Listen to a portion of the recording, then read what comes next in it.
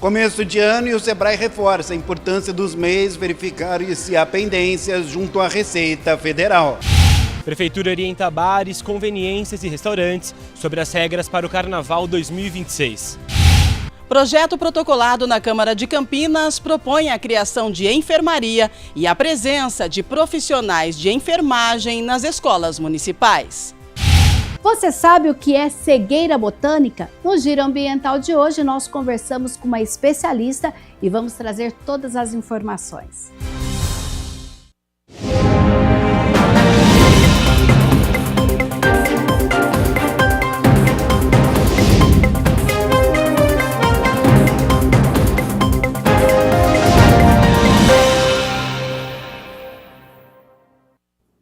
Olá, boa tarde. Chegamos ao meio da semana, quarta-feira, 14 de janeiro de 2026. Começa agora o Jornal Câmara Notícia, ao vivo, meio-dia mais 1 minuto. Muito obrigado pela sua companhia, pela sua audiência e participe. Vamos conversar. Mande a sua mensagem para o número do nosso WhatsApp, 19 é o nosso DDD. Para você que é de Campinas e região já sabe, né? Pode ir direto no número que aparece aqui embaixo da sua tela, é o 978293776, ou você tem a opção de enviar o seu elogio e uma crítica construtiva, o que você quer assistir aqui no nosso telejornal, apontando a câmera do seu celular para o QR Code. Na virada do ano, mais de 5 mil pessoas deixaram de ser microempreendedores individuais. Então, para saber os motivos, se a notícia é positiva ou não aqui para a cidade de Campinas, eu aciono o repórter André Aranha, que está no Sebrae, com as informações. Seja bem-vindo e boa tarde, André. Boa tarde para você, Gabriel. Boa tarde para todo mundo acompanhando o Câmara Notícia. Bom, é isso mesmo, e acontece, na verdade, por dois motivos, né? Ou inadimplência ou porque o limite estourou, o limite anual de R$81 mil. Conosco está a Camila, que é analista de negócios aqui do Sebrae em Campinas, para justamente tirar todas as dúvidas e explicar direitinho para a gente. Boa tarde para você, é isso mesmo?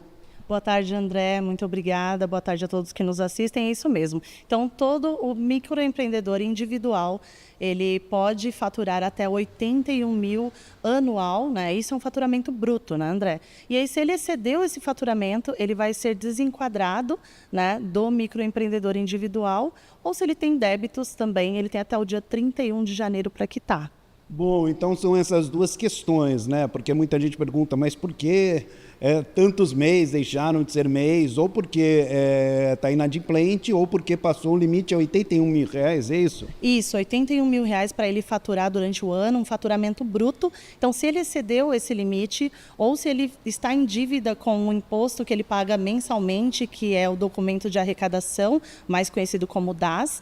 Então, se ele também está em dívida, ele tem até o dia 31 para quitar essa dívida. Agora, se ele for desenquadrado do MEI porque ele excedeu o faturamento de 81 mil anual, ele precisa procurar um contador para verificar a situação dele, porque ele vai ser desenquadrado automaticamente. Muita gente tem essa dúvida, não pode ultrapassar esse limite de jeito nenhum, de 81 mil.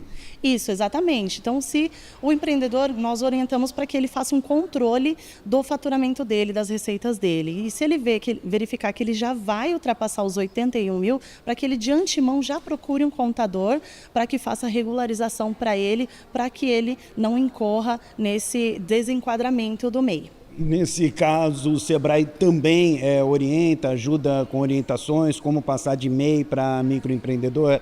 Exatamente. Então, aqui no Sebrae, o microempreendedor individual vai encontrar orientações sobre como organizar melhor essa parte financeira, para que ele saiba se ele vai ultrapassar ou não. Ele pode aqui também regularizar os débitos dele, fazer a declaração anual. Inclusive, nós estamos em janeiro, então começa agora em janeiro o prazo para que ele faça a declaração anual dele e vai até maio. Então, ele pode procurar qualquer unidade do Sebrae e fazer a declaração anual dele para que ele fique em dia, né? E se ele também deseja se aprimorar aí nessa parte financeira, né, para que ele saiba exatamente quanto que ele fatura e tudo mais, ou até de vendas, nós também estamos à disposição. Como funciona? Tem que agendar? É só chegar? Isso, nós funcionamos aqui com agendamento, então ele pode agendar o nosso canal online. Aqui nós temos uma recepção que fica full time para esse atendimento, né? Então ele vai agendar, ele vai chegar aqui, vai ter um profissional esperando para falar sobre o assunto que ele desejar. Bom, Camila, sobre essa questão da inadimplência, o Sebrae reforça que é importante demais os MEIs verificarem se há pendência, né, junto à Receita Federal dentro do prazo, né? Exatamente. E tudo isso é feito de forma online, então o empreendedor não precisa muitas vezes nem sair da casa dele para verificar se ele está devendo. O portal onde ele verifica se ele tem dívidas ou não é um portal do governo, então é o .gov, então lá dentro ele vai encontrar o portal do empreendedor e dentro desse portal ele consegue imprimir todos os impostos que ele precisa pagar, né? É um boleto mensal que vence todo dia 20 para todos os empreendedores, né? E aí, se ele está devendo algum boleto, lá mesmo ele consegue fazer a impressão desse boleto e realizar o pagamento. Esse pagamento ele pode fazer de forma online, ele pode fazer por Pix, ou ele pode imprimir o boleto e ir até um banco ou uma lotérica realizar esse pagamento.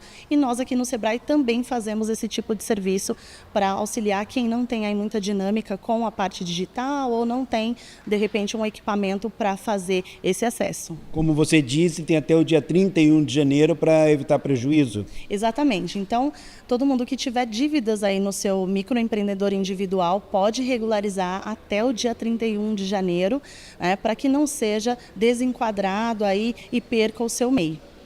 Bom, então é online, né, Camila? É bom deixar isso claro também para as pessoas que estão nos acompanhando, tudo online. Tudo online, direto no portal do empreendedor, do site do governo, né? Então ele é .gov, então é importante também as pessoas tomarem cuidado com isso, não acessar qualquer site, porque tem muitos sites por aí, né? Que prestam um serviço para o empreendedor, mas que vão cobrar alguma coisa. Então se ele acessar o portal do governo, ele já vai acessar todos esses serviços de forma online e gratuita. Aqui no Sebrae nós também fazemos esse tipo de acesso para o empreendedor e também emitimos as guias de pagamento. Bom, orientação para a galera que está conosco acompanhando, são 29 Sebrais aqui na região, é isso? Isso, exatamente. Então o microempreendedor individual ele pode aproveitar que nós temos 29 pontos de atendimento, além do nosso escritório que fica aqui em Campinas, na Abolição, número 881.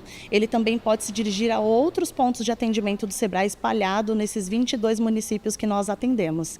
Bom, para quem passou de MEI, não é, para ME, é isso, né, Camila? Como que funciona a questão de pagar o que está devendo, a questão de inadimplência? Então, se o MEI, enquanto ele for MEI, ele tem uma dívida, essa dívida ela não vai caducar. Então, todo o imposto que é devido enquanto você é microempreendedor individual, você precisa procurar esse portal ou vir até o Sebrae, nós ajudamos, para que você regularize. E aí, se você se tornar uma microempresa, ou seja, uma empresa que você pode ter mais funcionários e pode faturar até 360 mil por ano, essa empresa ela precisa ser formalizada via contador. Então, uma vez que você foi desenquadrado porque você está faturando mais do que 81 mil, então você vai virar uma microempresa automaticamente, né? O sistema ele já faz isso e aí então você precisa procurar um contador para que ele faça a regularização dessa parte da empresa. Bom, muita gente tem dúvida também, você citou aí o DAS, explica para a gente, por favor. Bom, o DAS é o documento de arrecadação do Simples Nacional, né? Então é esse boleto que vence aí todo dia 20 e do que é composto esse boleto? Então ele vai pagar R$ 81,05, né? E esses R$ 81,05 são somados se ele presta algum serviço, vão somar R$ 5,00 a este valor. Se ele é um comerciante, se ele vende alguma coisa, então ele está aí no segmento, no setor de comércio, vai somar R$ 1,00 a esses R$ 81,05. Agora, se ele presta um serviço e também vende um produto, ele vai pagar tanto ICMS quanto ISS, então são R$ 81,05 e mais R$ 6,00 nessa guia, nesse boleto que nós chamamos de DAS. Boa, explicação melhor que essa da Camila, impossível, né, Gabriel Castro? Então, para a gente resumir, tem muita gente inadimplente, mas dá tempo, é possível sim, né, Camila, regularizar a situação. Isso, então ficou o recado aí a todos os empreendedores que precisam regularizar ou têm dúvidas sobre o próprio MEI, venha até o Sebrae para você verificar como está a situação do seu MEI, regularizar, já fazer a sua declaração anual, que nós estamos no período agora, e tudo gratuito, é só fazer o seu agendamento conosco. Boa, e confirmando, como disse a Camila, quem tiver dúvida não tem problema, é só comparecer aqui no Sebrae, né, Camila? Exatamente, muito obrigada, André. Valeu e feliz ano novo. Igualmente, a todos que estão assistindo. Boa, muito obrigado, portanto, aí esclareceu todas as dúvidas, porque, claro, muita gente tem essas questões aí nesse começo de ano. Gabriel. Tudo esclarecido agora para os microempreendedores individuais. Muito obrigado, André Aranha e a Camila Alves de Oliveira, que é analista de negócios do Sebrae, pelas informações e pela disponibilidade do tempo com a nossa equipe.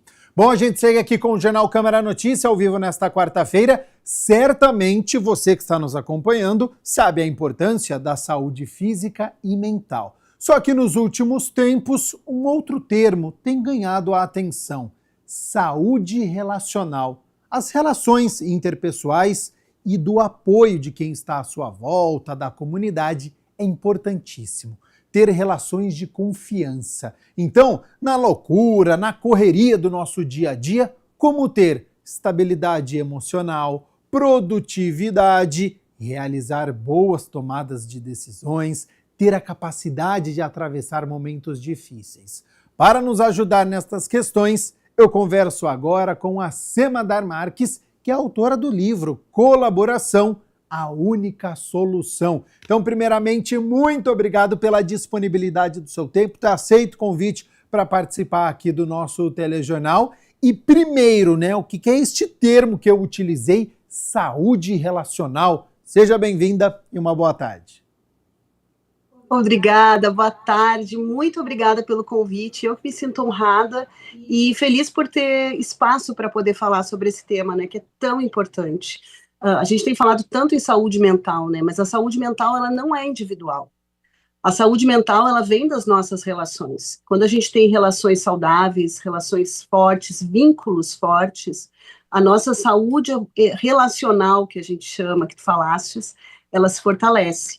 E é ela quem traz bem-estar, ela que, já provado pela ciência, produz a química necessária para o bem-estar do nosso corpo. Então, a gente precisa fortalecer e investir nas nossas relações. Mas o que é fortalecer as relações, né? É tu ter relações de reciprocidade, é tu poder construir vínculos onde tu possa ser ouvida e também ouvir, né? Onde tu não seja invalidado naquilo que tu sente, naquilo que tu pensa, que haja respeito mútuo. E quando eu falo respeito, é principalmente respeito aos nossos sentimentos, as nossas ideias, aquilo que é importante para cada um. Porque o que é importante para mim não é importante para ti. Nós somos seres individuais, nós somos seres únicos. Semadar, família, colegas de trabalho, a gente não escolhe, né? Podemos dizer que estão aí os principais conflitos, já que muitas vezes nós somos obrigados a conviver, a interagir, a negociar, a ver todos os dias pessoas que, como você disse aí, são diferentes. E aí, como é que fica? Colegas de trabalho e quando envolve família? Eu sempre digo assim, o colega de trabalho, muitas vezes a gente não escolhe, né? Família também a gente não escolhe, mas a questão é, a gente pode definir os limites. As pessoas só ultrapassam limites conosco se a gente permite. Então, a gente precisa entender o que é ou não aceitável, tanto na família quanto no trabalho. Aí existe a questão, no trabalho eu tenho medo de ser demitida, mas por mais medo que tu tenha de ser demitida, quando tu exige respeito, tu nunca vai ser contraposta, né, com a questão de, eu posso te desrespeitar. A pessoa que diz posso te desrespeitar, ela está totalmente inadequada, e vamos procurar outro emprego, né? Porque não dá. Então, a gente precisa estabelecer limites. Na família também. Se os familiares, os vínculos familiares, eles são tóxicos e eles não te permitem ser quem tu é, eles não te respeitam, né? Eles ultrapassam os limites, bom, então a gente tem que saber quando se retirar, né? A gente não precisa se submeter a ambientes tóxicos só porque estamos numa família, só pelo vínculo sanguíneo. Não é preciso colocar esse limite, quem coloca esse limite somos nós. Então a gente precisa, e também saber quando a gente está fazendo isso também, porque nós não somos, como eu costumo dizer, alecrins dourados, né? Nós também temos os nossos momentos de toxicidade, e que a gente não percebe. Eu acho que o problema não é ser ou não tóxico. Eu acho que o problema está onde tu não admite, quando tu não te permite e não quer mudar. Aí a gente tem um problema sério. Porque a pessoa que não admite que está sendo tóxica, que não admite nunca estar errada, que não quer crescer, que não quer aprender, ela é um problema tanto na família quanto nas instituições, nas empresas, nas organizações. Porque daí ela impede o crescimento e ela impede que a gente desenvolva um relacionamento saudável. Ô, Semadar, e como construir este ambiente de confiança no trabalho, mas também na vida pessoal? É muito diferente um do outro, eles acabam se confundindo, nós somos um só, ou existe a Semadar profissional, a Semadar da vida pessoal, são coisas diferentes? Eu não consigo separar. Eu sou a mesma pessoa tanto no trabalho quanto em casa, e quando eu estou no trabalho, eu tenho questões pessoais, e eu vejo a minha equipe com questões pessoais, tu não consegue. Uma pessoa que está com uma dificuldade, com uma mãe passando por uma situação difícil, com um filho, como é que tu vai chegar no trabalho e esquecer, simplesmente abstrair que aquilo está acontecendo? Não tem como. Então, nós somos seres únicos. É necessário ter esse acolhimento, essa empatia, esse respeito ao ser humano, para que tu possa também ter essa reciprocidade, né? A empresa, muitas vezes ela pede reciprocidade, mas ela não dá, né? Ela pede entendimento, mas ela não tem essa reciprocidade para dar também quando é necessário. Então, tem que ter essa relação de confiança, fortalecimento com o teu empregado, com o teu colaborador, mostrando esse respeito às questões pessoais.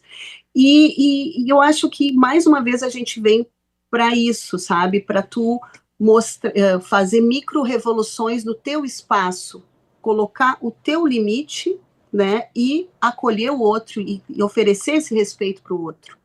E aí tu vai fazendo micro-revoluções. Por mais que tu esteja num ambiente, por exemplo, que a empresa tenha uma cultura que seja tóxica, ali no teu ambiente tu vai poder exigir respeito, dar respeito e construir um ambiente bacana de lealdade, né, de fortalecimento mútuo. A gente pode fazer isso. Mas é preciso tempo para fazer isso, porque eu acho que uma grande reclamação das pessoas, eu tenho certeza que as pessoas estão concordando com você, mas elas vão falar, mas eu não tenho tempo para fazer essa micro-revolução, minha vida é muito corrida, minha rotina é diferente, eu não consigo parar para poder analisar. Precisa de tempo ou mesmo no dia a dia, diante de um conflito, de algo que está acontecendo, você, diante dos pensamentos, vai fazendo isso, talvez de uma forma silenciosa, até uma tomada de decisão? É no nosso dia a dia. São nas microações do nosso dia a dia. É tu não normalizar comportamentos abusivos, não normalizar uma grosseria, né? Chamar para conversar, olha só, não gostei do que tu falou, me senti triste, né? Não me senti confortável com a tua postura.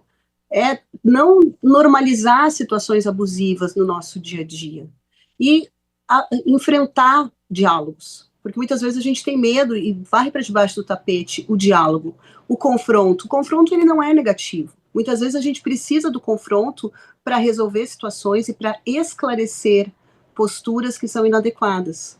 Quando a gente deixa claro os nossos limites, a gente consegue estabelecer, né, esse respeito mútuo. Então, é no dia a dia. Precisa ser feito em cada minuto do nosso dia. Quando uma postura de um colega que a gente não gostou, a gente fala. Uma postura de um chefe, muitas vezes o chefe em relação de poder, ele acaba, né, tendo situações de abuso sem perceber. E aí, se tu vai falar pro teu chefe e ele não aceita, e ele é daquelas pessoas que ele não aceita ser confrontado, bom, então tá na hora da gente procurar outro lugar, porque aquilo não tá sendo saudável para ti. Aquilo vai alcançar a tua saúde mental em algum momento.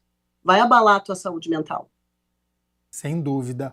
Ô, Semadar, a impressão que eu tenho é que os conflitos que você citou nessa sua resposta, eles estão cada vez mais evidentes, presentes, isso em relação, sei lá, ao final da década de 90, por exemplo. O mundo, ele está mais polarizado agora, mais extremista, mais doenças relacionadas ao trabalho, ansiedade, depressão, burnout. Não sei se são as redes sociais que amplificam um pouco as coisas, porque está tudo lá, é fácil de ser visto, de ser observado, de ser comentado.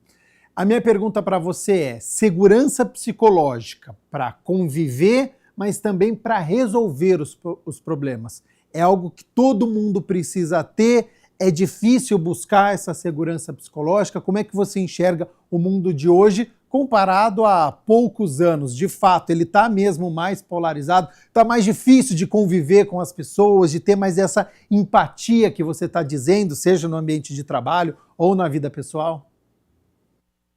Com certeza. Estamos muito mais polarizados. E também a gente tem uma quantidade de informações muito maior, um acesso à informação, à tecnologia, as exigências vão se tornando cada vez maiores. Então a gente acaba entrando num ritmo frenético, né? E a polarização ela está aí estabelecida, né? Eu acredito que a segurança psicológica ela vem de nós, ela vem primeiramente de mim. Eu preciso me fortalecer. Eu preciso fortalecer a minha segurança interna, eu preciso fortalecer a minha autoestima, a minha autoconfiança, eu preciso olhar para a minha voz interior, e isso não é autoajuda barata, tá? Isso é um autoconhecimento que é necessário para todos, porque isso é ser inteligente, é querer viver melhor, se estabelecer melhor. E eu, como administradora, trabalho com instituições, com organizações, então eu sempre digo que liderança precisa investir em autoconhecimento. O líder que não investe em autoconhecimento, ele não está sendo um bom líder. Porque ele precisa se conhecer para se fortalecer e ter seu apoio emocional da equipe e dar autoestima para a equipe. E no nosso dia a dia também, porque nós como pessoas físicas, né, como CPFs, nós precisamos ter esse autoconhecimento para poder ser apoio para nossos familiares, para os nossos filhos, poder entregar essa segurança psicológica. Mas se eu não tenho essa autoconfiança, se eu não desenvolvo em mim essa autoconfiança, eu acabo me colocando nos espaços a ponto de exigir que as pessoas atendam às minhas necessidades emocionais, que eu mesma não sei, porque eu não tenho autoconhecimento. Então, eu sou tão insegura que eu quero que os outros atendam às minhas necessidades. Mas eu preciso eu atender, eu entender isso, eu buscar, eu fortalecer. Para não me tornar tóxica, né, nos espaços. Maturidade, exato. Ô, Semadar, numa resposta anterior sua, você falou sobre limite, né? Existem sinais que são comuns para todos sobre limite? Porque às vezes a pessoa está numa situação e ela acha que é normal, fala, mas está todo mundo sofrendo, o mundo é assim mesmo. Existem sinais que é comum para todo mundo ligar um sinal de alerta de falar, opa, não posso normalizar isso? Com certeza. Eu acho que tudo aquilo que nos causa desconforto, né? E eu acho que aquilo que já causa algum desconforto, que te deixa, né, incomodado, aquilo já é uma sinalização de limite. E tudo tem que partir do diálogo respeitoso, né, porque às vezes aquilo me fere, aquilo me maltrata, porque é um gatilho emocional de algo que não está bem resolvido dentro de mim. E está tudo certo, porque todo mundo tem gatilho, todo mundo tem dificuldade. Porque a gente precisa tentar entender o que está acontecendo dentro da gente e estabelecer, fazer pedidos claros e muitas vezes amorosos, porque quando a gente não se conhece, a gente fica na defensividade e acaba trazendo com raiva, né? Colocando aquilo que nos feriu de uma maneira raivosa. Se a gente está com a autoestima em dia, fica mais fácil de tu colocar para o outro de uma maneira acolhedora, de uma maneira amorosa. Olha só, isso me machucou, isso me incomodou. E aí tu vai aprendendo a calibrar tudo isso. Mas eu tô te falando isso, mas eu tô tentando, tá? Não é algo que eu tenha colocado ainda 100%, e eu acho que tá todo mundo no mesmo barco. E tá tudo certo. Não é fácil, é muito difícil, mas é o caminho. Sem dúvida. Para a gente poder encerrar, eu tô com o meu tempo estourado, mas eu falei na minha abertura, né, sobre o livro Colaboração, a Única Solução. Quando e por que você decidiu lançar o livro? Então, eu sou gestora há muitos anos e eu trabalho no serviço público, sou administradora em uma prefeitura. E eu comecei a perceber o quanto era difícil lidar, as pessoas colaborarem umas com as outras por resistências internas. E aí bate com a cultura da organização, que já é uma cultura que no serviço público ela é um pouco mais engessada, e eu comecei a perceber o quanto estimular a colaboração nas equipes, estimular a empatia dava resultado. E aí eu parti para uma pesquisa de campo, parti para me aprofundar no assunto e comecei a escrever o Colaboração, a Única Solução. E foi muito bacana, porque eu tive um retorno muito legal, muito, muito grande das pessoas que me disseram, e pessoas que estão em sofrimento emocional nas empresas, pessoas que estão realmente com chefes abusivos, com líderes tóxicos, normalizando as situações. Então, eu trago no livro ferramentas para que a gente possa fazer essas micro-revoluções, para que a gente possa questionar, para que a gente possa implementar na nossa empresa a cultura do crescimento e do aprendizado, porque essa cultura ela só vem através do questionamento de paradigmas. Aquilo que a gente acredita, aquilo que a gente acha que é certo, precisa ser questionado. E a dificuldade das empresas muitas vezes é questionar esses paradigmas e acabam não crescendo, não aprendendo. E eu busquei escrever o Colaboração justamente para isso, para ter ferramentas, para passar essas ferramentas que eu já tinha aprendido e que estavam dando certo. Para quem está interessado, onde que encontra o livro? O livro ele é editado pela Alta Books, né, que é uma editora que ela atende todo o Brasil. Então, todas as livrarias do Brasil, botar no Google ali, Colaboração, a Única Solução, já vai ser atendido, e no mundo também. Tem livrarias na Austrália, na China, na Alemanha, na Espanha, no mundo inteiro. A Alta Books é uma editora maravilhosa, me pulverizou para todo mundo. Então, é só botar no Google que já vai achar a livraria mais adequada. Ótimo. Semadar Marques, muito obrigado novamente pela disponibilidade do seu tempo. Tenho certeza que todas as informações que foram trazidas aqui de muita credibilidade e de muita ajuda para quem está nos acompanhando. Já faço um novo convite para você retornar aqui aos nossos estúdios. Lançou um novo livro, entre em contato com a nossa produção, está de volta aqui no Jornal Câmara Notícias e fica aberto às suas considerações finais. Quero agradecer mais uma vez o teu espaço, isso para mim é muito importante, porque é um tema assim, que é uma bandeira que eu levo nas organizações e todos os espaços que eu tenho essa oportunidade de falar, que a gente não precisa normalizar ambientes tóxicos, que a gente pode viver uma nova realidade, que existem ferramentas para ser utilizadas nas equipes, mas também existem ferramentas que a gente possa utilizar na gente, para que a gente possa se fortalecer e criar, sim, ambientes de confiança, de lealdade, em que a gente se sinta seguro psicologicamente, a gente não precisa sofrer. A gente pode, sim, fazer essas micro-revoluções e, quem sabe, um dia conseguir alcançar todo mundo, né? Que todo mundo tenha consciência de que a gente não precisa ser tóxico e abusivo para ser feliz. A gente pode colaborar uns com os outros.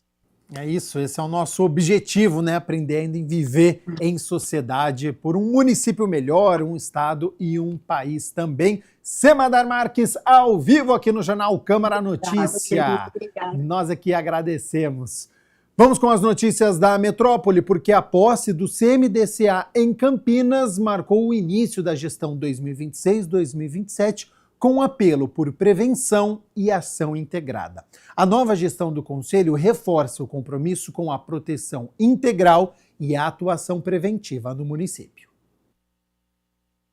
O evento foi realizado na Sala Azul do Paço Municipal e marcou a posse dos novos conselheiros que vão atuar na formulação, acompanhamento, também na fiscalização das políticas públicas voltadas à garantia dos direitos de criança e adolescentes no município. Paula Carini de Souza assume a presidência. A nova composição do Conselho será responsável por desenvolver projetos e programas voltados ao bem-estar e ao desenvolvimento da criança e do adolescente. Com certeza o principal desafio vai ser dar continuidade ao trabalho que foi feito e entregue pela gestão 2024-2025. Agora a gente tem que seguir os próximos passos para que toda a construção que foi feita no passado tenha continuidade nos próximos anos. E especialmente a eleição do Conselho Tutelar em 2027. Durante a solenidade, o prefeito Dário Saad e a secretária Vandecleia Moro destacaram a importância do Conselho como espaço de participação social e reforçaram o compromisso da administração municipal com a proteção integral da infância e da adolescência. Hoje foi a nomeação dos membros do novo Conselho Municipal da Criança e do Adolescente. Uma posse importante, são voluntários que fazem parte desse conselho, representando entidades aqui na cidade de Campinas, e é um conselho muito participativo, um conselho muito atuante. Então hoje foi um dia especial e tenho certeza que essa nova formatação do conselho continuará o trabalho que vem sendo feito e ampliará as ações em defesa da criança, do adolescente e principalmente combatendo a violência que muitas vezes as crianças e os adolescentes são alvos. A nossa Constituição Federal ela preconiza que a responsabilidade de criança e adolescente é da família, da sociedade e do poder público. E a gente vê isso no Conselho de Direitos. Falar do Conselho Municipal de Direito da Criança e Adolescente é falar da criação, da estruturação, da supervisão de políticas públicas que garantam os direitos da criança e adolescente. E a gente viu hoje, nessa nova diretoria, um compromisso e uma responsabilidade, não de trabalhar por qualquer gestão, mas trabalhar pela garantia de direito. Também sem deixar de olhar para tudo aquilo que foi construído pelas gestões anteriores que trouxeram e fazem com que o CMDCA da cidade de Campinas seja um destaque a nível nacional. O presidente da Câmara, o vereador Luiz Rossini, falou sobre a contribuição do Legislativo com o CMDCA. Essa causa, de defesa dos direitos da criança e adolescente tem sempre sido prioridade da Câmara. Nós temos uma comissão especial de defesa dos direitos da criança, adolescente e juventude que reúne entidades, debate os problemas, procura enxergar as dificuldades e, a partir da discussão, encaminhar sugestões para aprimoramento das políticas públicas nessa área. Campinas, como eu disse, é uma referência em termos de defesa dos direitos da criança e adolescente, com o programa da primeira infância campineira, com o programa de segurança alimentar e nutricional, com a qualidade da merenda, com o cuidado das mães gestantes, já na saúde, antes até da criança nascer, e do conjunto de programas que a Prefeitura desenvolve. Ligada com a causa, a vereadora Débora Palermo também compareceu. Prioridade absoluta, que diz a lei, a criança e adolescente deve ser a prioridade absoluta na destinação de recursos nas políticas públicas. Por quê? Porque se a gente quer um país melhor, uma cidade melhor, não há outra forma de melhorar se não for investindo desde a infância no cidadão. Um cidadão que tem saúde de qualidade, educação de qualidade desde a sua primeira infância, desde, aliás, do ventre, a mãe bem cuidada, durante o pré-natal, a criança já nasce diferente, já nasce bem mais preparada. Então, nós temos que cuidar desde da mãe grávida até essa criança se tornar um adulto, para que a gente tenha cada vez mais uma sociedade melhor. Com a proximidade do Carnaval, a Prefeitura de Campinas alerta comerciantes sobre as regras rigorosas para os fins de semana de folia e também o feriado. Neste ano, o Carnaval começa na sexta-feira, 14 de fevereiro, e segue até a quarta-feira de cinzas, no dia 18 de fevereiro. Com isso, a Prefeitura de Campinas já definiu as regras para o funcionamento de bares, restaurantes, adegas, conveniências, mercados e distribuidoras de bebidas para a época festiva em 2026. O governo municipal reforçou que a fiscalização será rigorosa e focada na regularização de alvarás e dos horários. A secretaria ela passa um grande tempo fazendo um planejamento, porque acho que a coisa mais importante é a gente ter um carnaval onde a gente tenha essa interligação dos órgãos, da prefeitura. Então, a gente já teve reunião com segurança pública e tudo mais. E essa última etapa, ela tem uma preocupação da atividade econômica durante o carnaval, porque tem um papel muito importante os bares, os restaurantes, na parte da alimentação, gastronomia e tudo mais. Só que eles precisam estar regularizados e aqueles que querem ter o horário estendido, acompanhando o horário dos blocos, tendo um exemplo de Barão Geraldo, que os blocos vão até 2, 3 horas da manhã, eles têm que estar com extensão de horário. Então, essa reunião ela teve o objetivo de preparar o pessoal para que eles entendessem que eles têm que estar com a documentação regularizada para que eles possam desfrutar o carnaval como uma ótima atividade econômica, como um momento que é para ter a pujança da cidade, porque o carnaval gera mesmo esse movimento enorme, né? Para operar após as 10 horas da noite, o estabelecimento deve obter o alvará de horário especial, além do alvará de uso regularizado.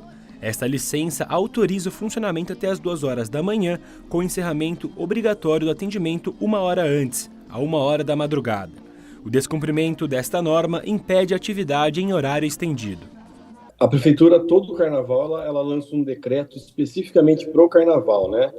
Principalmente depois daquele ano que teve aqueles problemas em Barão Geraldo. Então, houve a necessidade de uma regulamentação mais forte aí para não ocorrerem aqueles problemas todos. Então, o que acontece? O bar e restaurante que tiver dentro de um raio de até 1.000 metros, onde tiver o desfile ou um bloco de carnaval, mesmo que ele tenha alvará para funcionar 24 horas ou até qualquer hora da madrugada, esse comércio ele tem que se enquadrar na regra do encerramento do bloco, que é, acho que 1 hora da manhã e mais 1 hora para fechar tudo e não ter mais ninguém na via. E também não pode comercializar nada de vidro na área externa. Bom, enfim, tem que seguir todo o protocolo do carnaval. O impacto é sempre positivo na medida em que todas essas medidas elas visam a segurança, né, de quem vai desfrutar do carnaval, né? Então, todo ano vai se aprimorando algumas medidas em função de problemas que ocorrem nos anos anteriores. Então, uma das coisas que vai ter esse ano também é a disponibilização de mais ônibus nesses horários em que acabam os desfiles ou os blocos de carnaval, para poder ter uma dispersão maior. Então, todo esse conjunto de medidas faz a gente levar mais público e que o carnaval seja mais festivo para todo mundo. A gente quer mostrar que a gente tem uma parceria, a Brasel é um parceiro do poder público, então eles precisam entender que a gente vai fazer uma força-tarefa até o dia 15, recebendo esses alvarás, porque a gente sabe que é muito importante para eles estarem abertos nesse período. Então, nesse período, a Secretaria de Urbanismo fará uma força-tarefa tanto para analisar os pedidos de alvará, quanto os pedidos de extensão de horário que vão permitir eles estarem abertos concomitante com os blocos, né? Então, acho que isso é uma forma da gente também mostrar que a gente está na parceria. O descumprimento das normas vigentes pode levar à lacração do imóvel. A emissão ou a atualização dos alvarás comum ou de horário especial está disponível através do portal Sistema Eletrônico de Informações da Prefeitura de Campinas. A Brasel tem soltado comunicado todo dia nos grupos de comunicação nosso, né, reforçando a necessidade de quem tem alguma pendência na prefeitura que vá lá e se regularize. A prefeitura se predispôs a fazer uma força-tarefa internamente para realmente soltar os alvarás a tempo.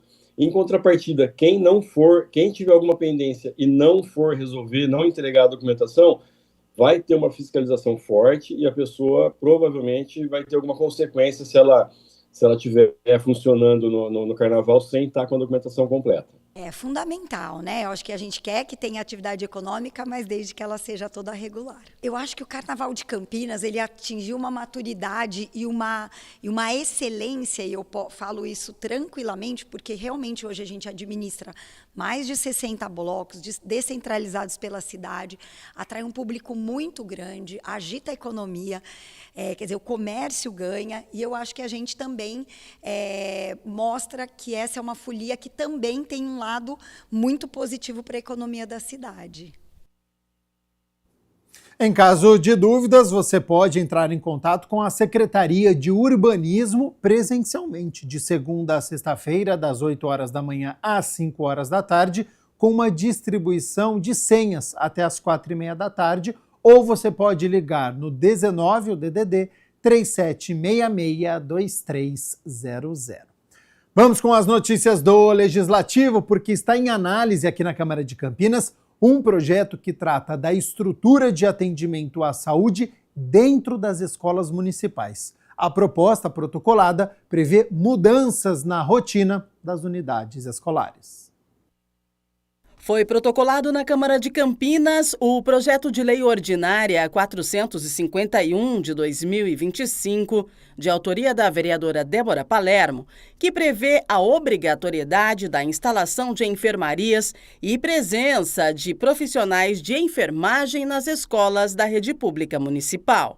A justificativa aponta que situações de crianças com doenças crônicas, além de quedas, cortes, crises alérgicas ou desmaios, fazem parte do cotidiano escolar e exigem resposta rápida e adequada. Por exemplo, crianças que têm diabetes, epilepsia, asma, doenças crônicas, vamos dizer assim, e que precisam tomar medicação durante o período escolar.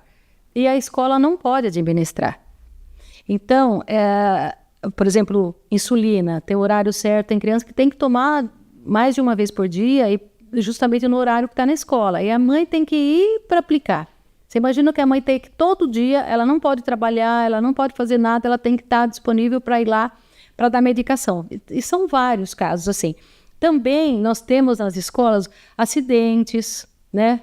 É um corte, é uma queda, é um engasgo, né? Então, esse primeiro socorros tem que ser uma pessoa que está preparada para prestar, né? Então, nós fizemos esse projeto de lei com essa demanda trazida pelos próprios pais e profissionais da escola. A proposta estabelece ainda que cada escola conte com um espaço e um profissional responsável pelo atendimento inicial em situações de emergência. Uma maca para deitar a criança, material ali de primeiros socorros para fazer um curativo até que chegue um atendimento mais, um caso mais sério do SAMU, de alguma ambulância, mas tem que ter, né? A escola é um espaço onde temos muitas crianças e não é raro ter acidentes. Então a gente tem que estar preparado para isso. De acordo com a parlamentar, o ambiente escolar é um espaço onde crianças e adolescentes passam grande parte do dia. E garantir o cuidado com a saúde é tão importante quanto garantir o acesso à educação. Tem escolas de horário integral, né? Então, ou se não, pelo menos meio período, 4, 5 horas do dia.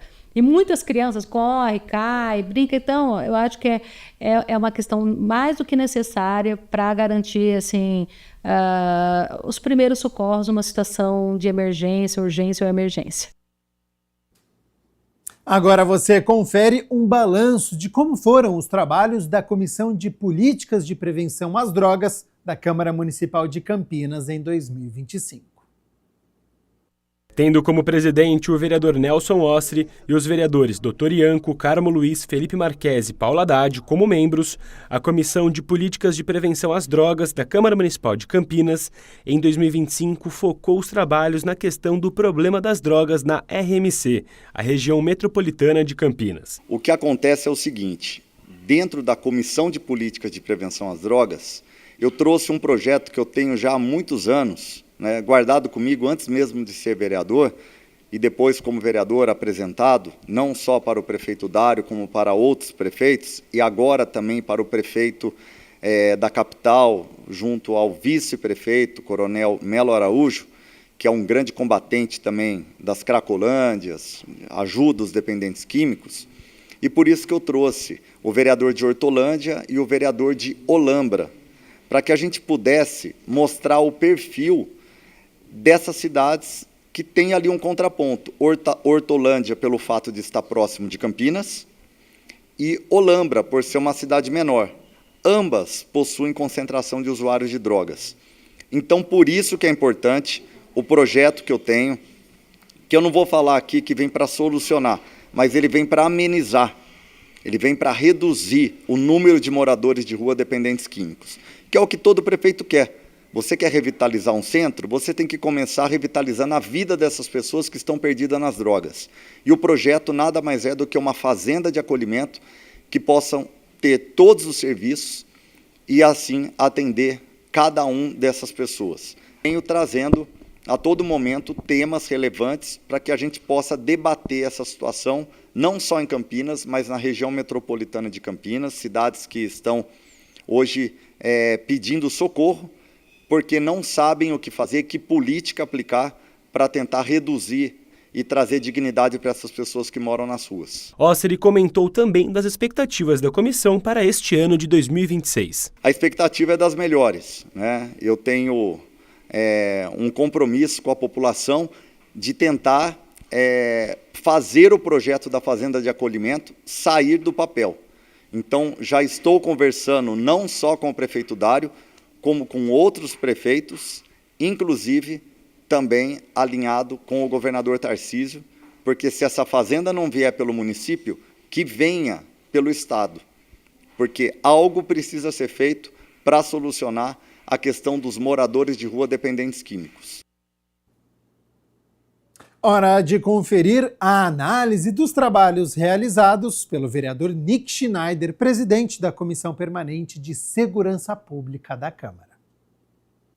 Presidida pelo vereador Nick Schneider e como membros os vereadores Herbert Ganem, Arnaldo Salvetti, Carlinhos Camelô e Wagner Romão, a Comissão para os Assuntos de Segurança Pública realizou 3 reuniões no ano de 2025. Tivemos discussões importantes como o Programa de Segurança da Mulher. Nós tivemos outra discussão muito importante, que foi a atividade delegada proposta pela Polícia Militar para a cidade de Campinas, que nós estamos amadurecendo esse assunto aqui na casa. Enfim, é uma comissão muito importante que trata de um assunto muito sensível para a cidade de Campinas, que é a segurança pública, e buscamos dar movimento, discutir os assuntos dentro da comissão, e acredito, André, que foi muito produtivo o trabalho ao longo de 2025. Compete à comissão opinar e ou emitir parecer em questões que atinjam a estrutura, o funcionamento ou a atuação da Guarda Municipal de Campinas, bem como a criação e extinção de cargos, que tratem da normatização e fiscalização dos serviços de segurança privada no município, que estabeleçam convênios ou acordos de qualquer natureza com órgãos de segurança pública de outros níveis de governo e que tratem do combate a sinistros. Tivemos a presença de representantes da Polícia Militar, representantes da Polícia Civil, representantes da Guarda Municipal, então foram reuniões muito importantes.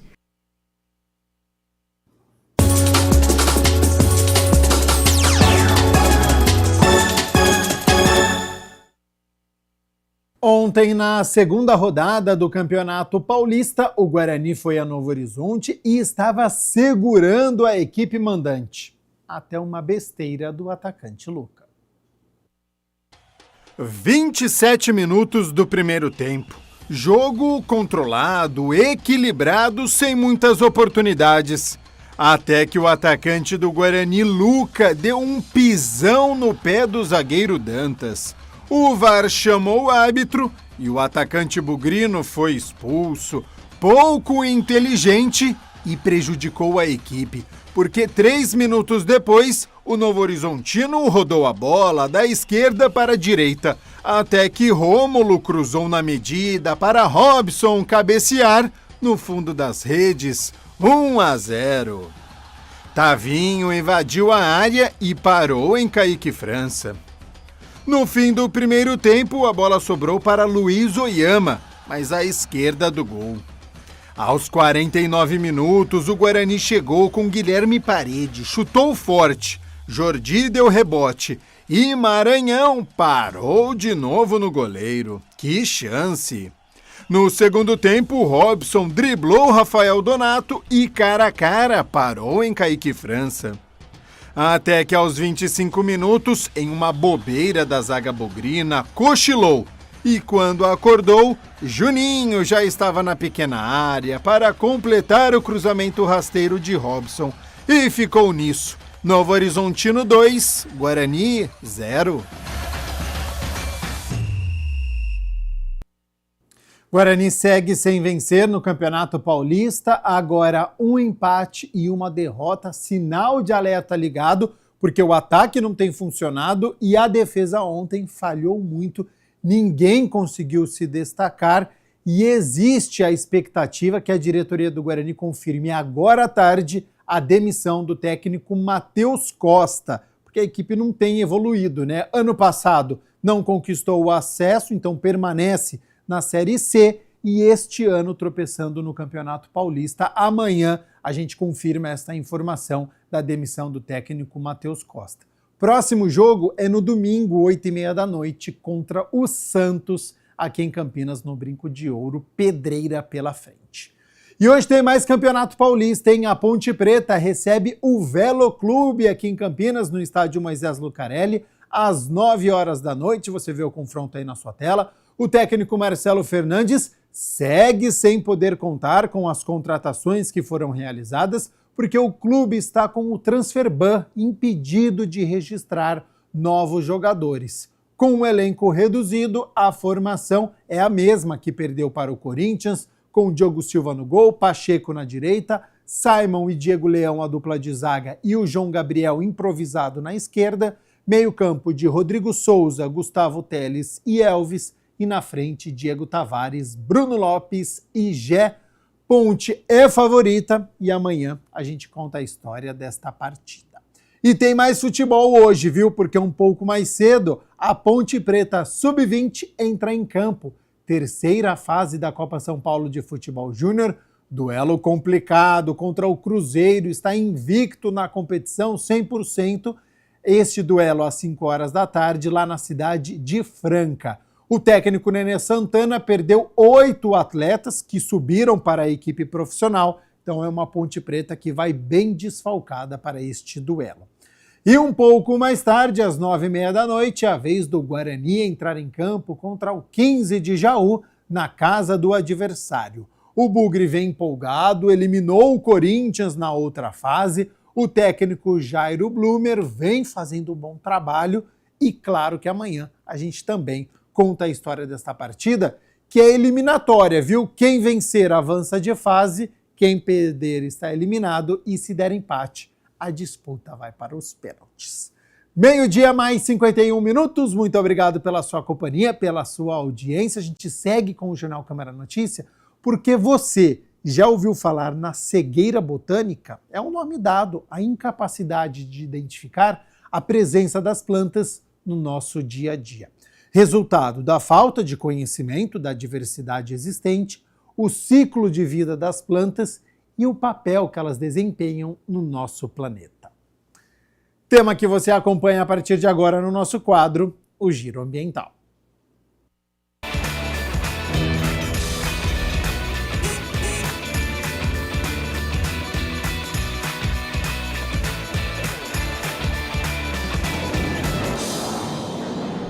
Olá! A falta de habilidade para as pessoas perceber as plantas ao seu redor, no próprio ambiente, o que conduz ainda à incapacidade de reconhecer a importância das plantas para a biosfera e para os humanos, a incapacidade de apreciar a beleza e as características peculiares das plantas e até uma visão equivocada das plantas como inferiores aos animais, podendo por isso serem desprezadas, é um termo que tem nome. E hoje no Giro Ambiental a gente vai entender qual é esse nome e por que todos esses aspectos são levados em consideração quando a gente pensa em sustentabilidade e meio ambiente. Para isso, quem está conectado no Giro Ambiental de hoje é a bióloga Laís de Assis. Seja bem-vinda e já conta para a gente, por favor, qual é o nome dado a todas essas características, qual é o termo e como se chegou a esse nome. Seja bem-vinda. Boa tarde, Mirna. Boa tarde, pessoal. Então, né, Mirna, a gente conhece como cegueira botânica, né? Conhecer as plantas, hoje é bem raro quem conhece, né? A gente está cada vez mais vivendo na parte urbana, nos grandes centros urbanos, cada vez mais distante da área rural. E a gente acabou perdendo um pouco, né, dessa conexão e conhecer, né, as plantas, conhecer os nomes delas, conhecer quais são, para que serve, as características de cada uma. Eu lembro que, Laís, quando eu vou à casa de uma das minhas tias, elas têm muitas plantas e elas sabem exatamente essa questão, o nome E para que serve? Isso é para chá, isso é bom para comer, isso pode refogar e tantas coisas assim. E recentemente, inclusive aqui na TV Câmara Campinas também, a gente fez uma reportagem, por exemplo, sobre as punks, né, que são as plantas alimentícias não convencionais. Quando a gente pensa nessa cegueira botânica, também está incluído esse contexto? Ah, sim, né? As plantas são plantas importantíssimas na parte medicinal, né? Para quem quer fugir dos tratamentos, né, tradicionais de remédio, né? São importantes também. Conhecer que tem algumas plantas nativas que podem ser comidas, né? Que às vezes a gente acha que não, que são só verdes e a gente lembra que os nossos avós, né, eles tinham mais essa proximidade, né, com a roça, com a natureza, então tinha um conhecimento bem grande com relação a tanto as plantas quanto as ervas medicinais e de nome de árvores, nomes de flores, como você falou, né, na casa dos seus avós, na sua tia, elas tinham esse conhecimento, né, a gente está cada vez perdendo mais. Antigamente tinha uma profissão que a gente falava que era o mateiro, né? Que é aquela pessoa que não tem uma formação convencional, né, de faculdade, assim, mas tem um conhecimento incrível com relação à identificação dessas plantas. E eu acho que hoje é difícil achar quem tem esse conhecimento, né? Cada vez mais estão se perdendo. Hoje o pessoal já tem investido em aplicativos, né, para identificar as plantas.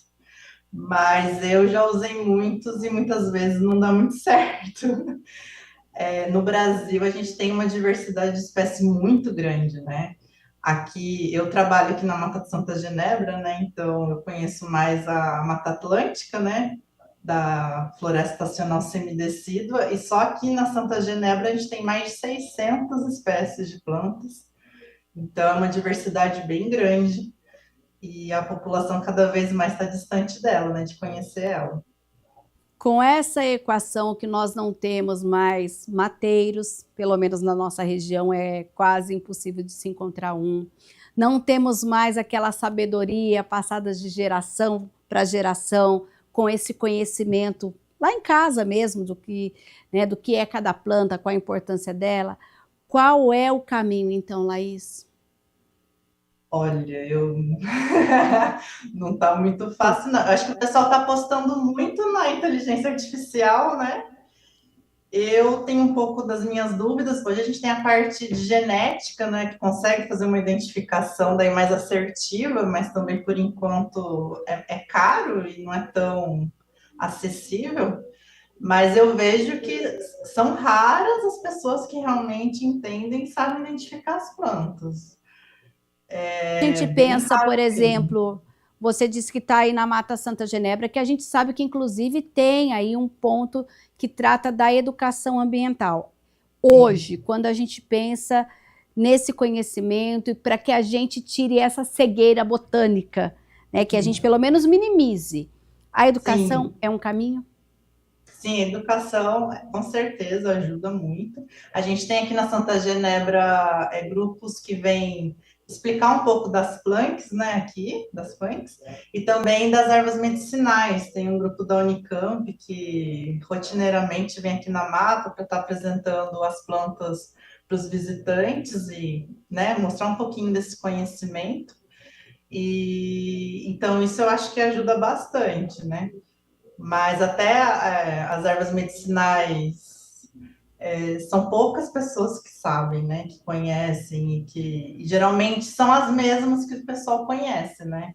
Eu falo que até em viveiros de mudas, quando a gente vai comprar mudas nativas em viveiros, eles sempre produzem as mesmas espécies. Como eu te falei, aqui na Santa Genebra a gente tem mais de 600 espécies de plantas, são mais de 300 espécies só de árvores. E se eu for num viveiro convencional hoje, eu vou encontrar no máximo umas 50 espécies. Então, você vê que acaba perdendo muito aí nesse caminho, né? Sim. Como os projetos de conservação, por exemplo, podem ajudar nesse contexto para que a população tenha mais acesso e se interesse também por esse tema para minimizar essa cegueira botânica? Eu acho que deveria também fazer parte do currículo, né, da educação, assim, ter um pouco mais esse conhecimento fora da sala de aula. A gente perdeu um pouco isso, né, de plantar algumas plantas, fazer uma horta na escola. Eu acho que isso ajudaria também a gente diminuir essa cegueira, né, botânica, e para que no futuro as pessoas conheçam um pouquinho mais. Eu acho que a gente focou muito no vestibular, né, entrar na faculdade e acabou perdendo um pouquinho. Algumas escolas ainda têm, né, essa parte mais de vivência fora da sala de aula, mas eu acho que poderia fazer parte do currículo, né, nacional essa questão da botânica um pouquinho mais para ter uma ampla divulgação, né? Uma das consequências, inclusive, é a questão de como a gente não conhece, a gente acha que tudo é erva daninha, tudo é mato, vamos podar, vamos cortar tudo. Né? Fala um pouquinho também dessa percepção, dessa cegueira que leva à desvalorização arbórea de, muitas vezes, indivíduos ali, coisa que está no cantinho que você acha que não é importante, mas é. É verdade, a gente olha, treinar o olho, né? Porque às vezes a gente olha para uma área de mata ou que está com mato, né? A gente acha que é tudo verde, é tudo igual. E conforme a gente vai conhecendo, a gente vai vendo a especificidade de cada tipo de planta, né? Que nem a Ora pronobis, você olha uma planta com espinho, né? O que chama atenção, mas você não conhece, né? Que é uma planta que pode comer. Então, tem várias plantas. A taboa também é outra que pode também servir como alimento. A costela de Adão, né? Agora também tem gente que está divulgando, né? A gente olha às vezes a costela de Adão e o guaiambê, acha que é a mesma planta, que os dois têm folha grande, mas não conhece e não consegue ver essa diferença. Então, é um treinamento do olhar e então você tem que conhecer no dia a dia e você vai conseguindo ver que tem muitas plantas importantes que às vezes você acha que é uma erva daninha e simplesmente tira, né, do jardim. E tem um outro lado também, inclusive recentemente a gente teve aqui no Brasil mesmo a notícia de que uma planta que a família pensava que era uma couve e não era, ela foi, a família foi alimentada com essa planta, inclusive causou óbito. Também tem que ter esse olhar, né? Sim, com certeza. Por isso que é importante conhecimento, né? Também, porque para divulgar que serve como alimento, sem muito critério, tem muitas plantas que são muito parecidas, né? Tem até aquele filme, né? Eu até esqueci o nome agora, mas que também o cara foi a óbito, né? Porque confundiu. Tem algumas plantas que são muito parecidas, que é difícil de você identificar. Então, até por isso que é importante a gente diminuir essa cegueira, né? Conhecer. Tem algumas que são urticantes, tem algumas que podem ser tóxicas para os animais também. Então, é bom você conhecer para você, né? Quem tem cachorro. Que tem um jeito certo de cozinhar para tirar a toxicidade também, sim, não é também. isso? Sim, sim. Tem Aí, também, partindo né? de toda essa análise, Laís, como que a gente pode pensar nas futuras gerações, como a gente pensa em conservar e valorizar essas plantas para que a gente saiba no futuro que elas estão aí e que fazem parte de todo o nosso, do nosso biossistema, digamos assim, para poder mantê-las e também que ela tem uma importância dentro de quanto a gente pensa de todos, sejam os animais, os seres humanos e também a parte das plantas. Eu acredito que é trazer mesmo para o dia a dia, né? Desde criança, a gente conhecer, fazer horta, começar a ter essa introdução com relação a essas plantas e tá dentro do currículo ali escolar. E eu acho que com o tempo é uma cultura, né? A gente focou para uma cultura urbana. Eu acho que agora a gente tem que pisar um pouquinho para trás, assim, no sentido de revisar algumas vivências e recuperar essa parte mais ligada à natureza, né? Como dizem, né? A gente só preserva se a gente conhecer, né? Se a gente não conhece, a gente não dá devida importância. Então, se você trouxer para a escola você ter essa vivência fora da sala de aula, conhecer a importância dessas plantas, a diversidade, quão rico, né? O Brasil é um país riquíssimo em tipos de vegetação, né? Não é qualquer formação de vegetação, que a gente tem mais de 600 espécies de plantas, imagina, é muita coisa, e tem algumas que a gente nem conhece ainda, né? Então, é trazer isso para o dia a dia, né? Para a gente ir conhecendo e também usufruir desse benefício que a natureza nos traz, né? Que nem plantas medicinais, que é uma maravilha a gente conseguir, né? A casca do jatobá, né? Faz chá, que é bom para tosse. Então, são alguns conhecimentos, dá um pouquinho de saudade das avós, assim, né?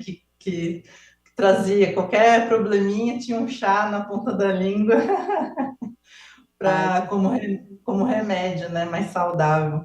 E a gente acabou que agora tudo a gente recorre à farmácia, né, mas eu acho que a gente dar um passinho para trás e repensar nessa nossa cultura, introduzir no dia a dia, eu acho que a gente vai mudando essa cultura para a gente ter uma condição de vida melhor, né, mais conectado com a natureza, conhecendo um pouco mais de todos os benefícios que a natureza traz para a gente, né? Que são muitos, né? Muito obrigada, então, Laís Santos de Assis, que trouxe aqui um pouquinho desse conhecimento, dessa questão de agora você aí na sua casa, dá um passinho para trás, começa a conhecer o que sua avó tem no quintal, se você ainda tem algumas plantas aí no quintal, já perguntou para sua mãe, para alguém da sua família, o que é essa planta? Comece a ter um pouquinho mais dessa curiosidade. Muito obrigada, Laís.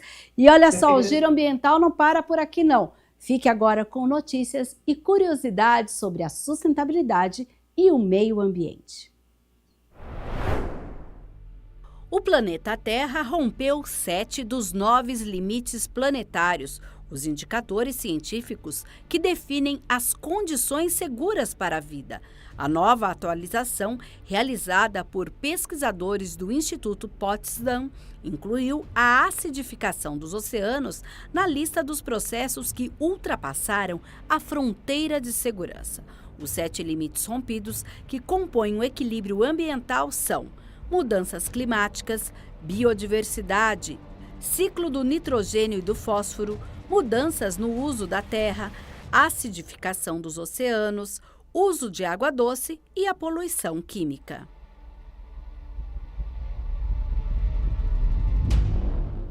Uma nova pesquisa estabelece uma ligação direta entre tempestades tropicais, como tufões e furacões, e a dispersão de microplásticos, adicionando uma preocupação invisível aos seus impactos. Publicado em uma revista norte-americana, o estudo sugere que sistemas meteorológicos formados sobre os oceanos podem aspirar partículas microscópicas de água contaminada e transportá-las para a terra firme. A pesquisa analisou a cidade de Ningbo, na China, durante a passagem de 3 tufões. Os resultados mostram que, com a chegada das tempestades, a taxa de deposição de microplásticos na atmosfera aumentou drasticamente, em alguns casos em até uma ordem de magnitude em comparação com os períodos de calmaria.